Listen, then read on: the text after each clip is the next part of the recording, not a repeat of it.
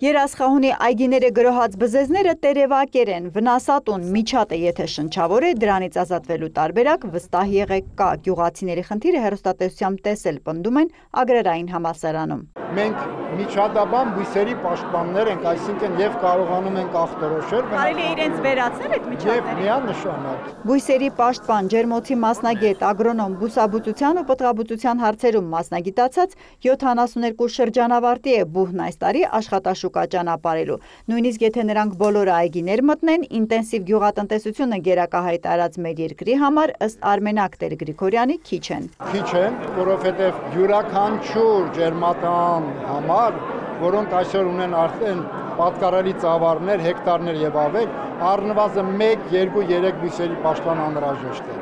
Ամեն մեկ ուրեմն ինտենսիվ այգի, որն ունի իրեն առանձնահատկություններն ու յուրահատկությունները, նույնիսկ 1, 2, 3 միանշանակ պահանջարկը հսկայական է։ Մենք այս տեմպերով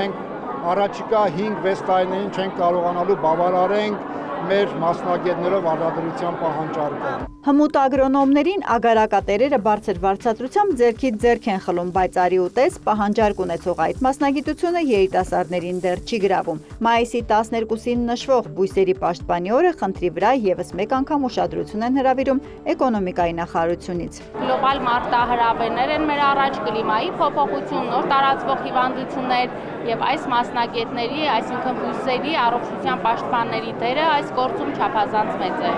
Այգիների հիվանդությունների ցանկը հաճախ ավելանում է նաև մարդկանց մեղքով։ Արտասահմանյան ինտերնետ խանութներից անհայտ ծագման սերմեր են պատվիրում, ստանում, ցանում, չկասկածելով, որ դրանց հետ կարող են վարակ ներմուծել երկիր կամ ակտիվացնել եղածը։ Բացատրում է Կարպիում, Խնձոր, Տան, Ծիրանի ինտենսիվ այգիների գյուղատնտես խորհրդատուն։ Ցանկացած սերմնանյութի եւ տնկանյութի հետ կարող են հանրապետություններ թափանցել վնասատուներ, հիվանդություններ։ Հիվանդ բույսը չի կարող մարդու համար առողջ սնունդ դառնալ։ Տրամաբանությամբ բուհի գործընկերները ներկայացրել էին տեղական ու ներկրված բուժանյութերի մեծ տեսականի։ Օրվա հյուրերը միջանցքում դրանց ծանոթացան, դահլիճում վերհիշեցին ագրոնոմիական ֆակուլտետի պատմությունը։ Աչքի ընկած մասնագետներին էկոնոմիկայի նախարարի ու բուհի անունից պատվոգրեր, շնորհակալագրեր հանձնեցին, նաև հպարտացան։ Հենց Ագրարային համալսարանն է հանդիսանում բույսերի պաշտպանության ուղղությամբ մասնագետներ պատրաստող միակ բուհը հանրապետությունում։ Տոնն Ագրարայինում եզրափակեցին երկրի բույսերի պաշտպանության մակարդակը բարձրացնող առաջարկներով,